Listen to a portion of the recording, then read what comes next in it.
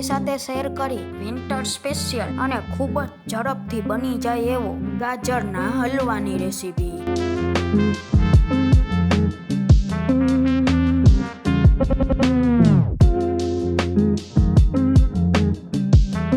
આજે હું તમારી સાથે બધી ટ્રીક અને પરફેક્ટ માપ સાથે શેર કરીશ, જેથી હલવો બજાર જેવો તૈયાર થાય।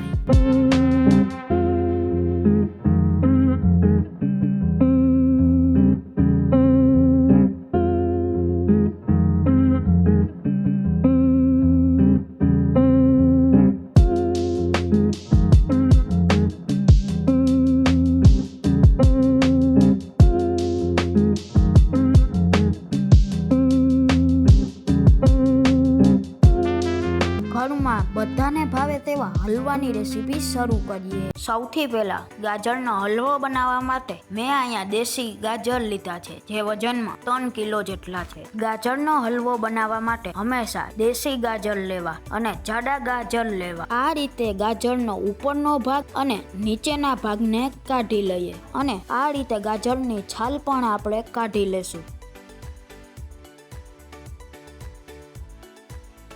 તો આ રીતે આપણે બધા જ ગાજરને તૈયાર કરી લેશું। તો ટ્રેડિશનલ રીતે ગાજરનો હલવો બનાવવા માટે તૈયાર થયેલા ગાજરને ખમણીની મદદથી છીણી લેશું। આપણે મોટી સાઈઝની ખમણીનો ઉપયોગ કરવાનો છે, તો મોટી સાઈઝની ખમણીથી ગાજરને ખમણતી વખતે ગાજરને આડું રાખીને ખમણવાનું છે। તો આ રીતે આપણે ગાજરને સારી રીતે ખમણી લેશું। ગાજરને ખમણતી વખતે એક વાતનું ખાસ ધ્યાન રાખવાનું કે ગાજરના વચ્ચેના ભાગનો ઉપયોગ નથી કરવાનો। આ રીતે આપણે બધા જ ગાજરના ખમણને તૈયાર કરી લેશું। તો તમે જોઈ શકો છો લગભગ 15 થી 20 મિનિટમાં જ આપણે બધા જ ગાજર ખમણાઈ ગયા છે। તો હવે આપણે તૈયાર કરેલા ગાજરના ખમણમાં 1 કપ ખાંડ એડ કરશું, જે વજનમાં 350 ગ્રામ જેટલી છે। તો હવે આપણે મિશ્રણને સારી રીતે મિક્સ કરી લેશું।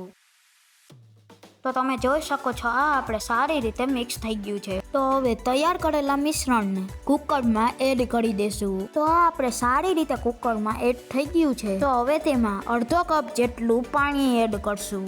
તો હવે કુકરનું ઢાંકણ બંધ કરીને મીડિયમ ગેસ પર 2 સીટી વગાડી લઈએ। જો તમારે કુકરમાં સીટી ના કરવી હોય તો ઢાંકણ ઢાંકીને ગાજર અને ખાંડના મિશ્રણને બોઇલ પણ કરી શકો છો। તો આપણે 2 સીટી થઈ ગઈ છે, તો તેની મેળે જ આપણે કુકરને ઠરવા દેશું અને ત્યાં સુધી આપણે કુકરને ના ખોલીએ। તો લગભગ 5 થી 10 મિનિટ જેવું થઈ ગયું છે ને આપણું કુકર પણ ઠરી ગયું છે, તો આપણે કુકરને ખોલી લેશું।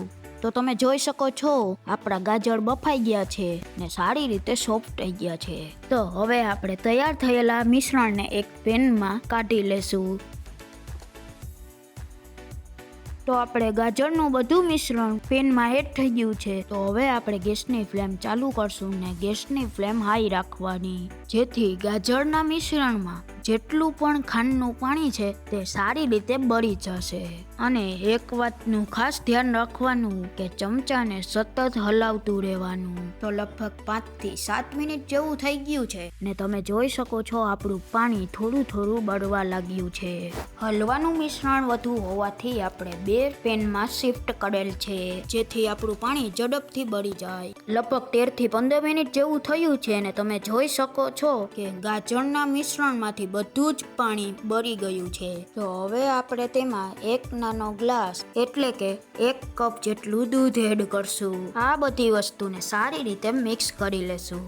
આપણે એ વાતનું ખાસ ધ્યાન રાખવાનું છે કે વધુ ફેટવાળા દૂધનો ઉપયોગ કરવો, જેથી આપણો હલવો મલાઈદાર અને એકદમ સરસ બને। તમારી પાસે ફૂલ ફેટનું દૂધ ના હોય તો અમૂલ દૂધનો ઉપયોગ કરવો। તો આપણે અહીંયા વધુ એક પ્રોસેસ કરવાની છે કે દૂધ સાથે હલવાના મિશ્રણને પકાવવાનો છે। આપણે હલવાને બનતા 25 થી 30 મિનિટ જેવો સમય લાગે છે।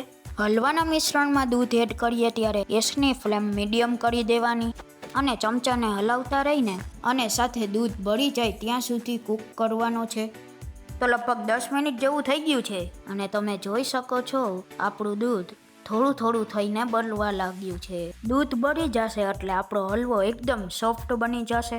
હલવાના મિશ્રણમાં દૂધ ભરે ત્યાં સુધીમાં આપણે 250 ગ્રામ જેટલો માવાને ખમણી લેશું. માવો તમને બજારમાં આસાનીથી મળી જતો હોય છે. તો તમે જોઈ શકો છો આ આપણો માવો ખમણાઈને તૈયાર થઈ ગયો છે. તો લગભગ 14 થી 15 મિનિટ જેવું થયું છે ને આપણું બધું જ દૂધ બળી ગયું છે. તૈયાર થયેલા મિશ્રણમાં માવાને એડ કરી દઈએ અને બધી વસ્તુને સારી રીતે મિક્સ કરી લેશું.